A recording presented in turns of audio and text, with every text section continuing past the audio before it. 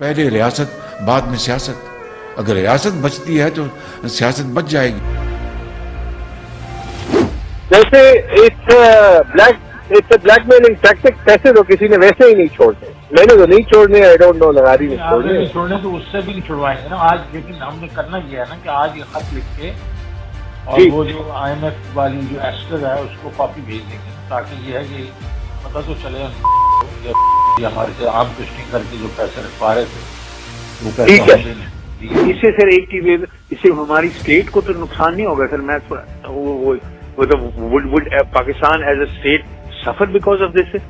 Well, if frankly speaking, isn't the state suffering because of the way they are treating your chairman and everybody else? देखो ये तो जरूर होगा। अभी पंजाब और केपी कह दे कि हम इस डील में साथ नहीं है आपके, तो मुझे आप बताया, मैं आपसे डील लेके दिखा दिया। तो पंजाब कह सकता है 100% कह सकता है और कहेगा, और बिल्कुल कहेगा।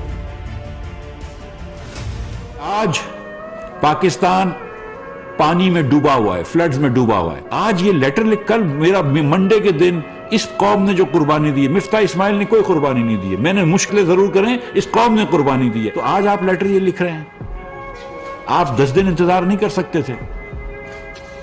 सीरियसली आज ये लेटर लिखना है मतलब अगर इमरान खान की हुकूमत नहीं आएगी तो पाकिस्तान को तबाह कर दो, पाकिस्तान को बैंकरप्ट कर दो। ये जो लोग मर रहे हैं इस वक्त फ्लड में, उनको मरने दो। मुल्क नहीं होगा तो मुस्लिम लीग भी नहीं होगी, मुल्क नहीं होगा तो पीपल्स पार्टी भी नहीं होगी। और मैं आपको ये बता दूं, इस वक्त ये PTI के लीडर ये नहीं सोच रहे, लेकिन मुल्क नहीं होगा तो PTI भी नहीं होगी। आज श्रीलंका का हाल देखो, ये हमने बचाया है, ये शहबाज शरीफ ने मुल्क को बचाया है।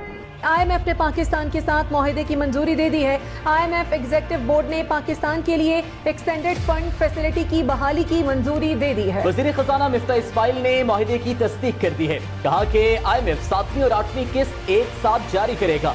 पाकिस्तान को 1 अरब 17 करोड़ डॉलर मिलेंगे। इन्होंने सख्त फैसले लेने और मुल्क को दिवालिया होने से बचाने के लिए कोशिशों पर वज़ीर आज़म शहबाज शरीफ का शुक्रिया भी अदा किया।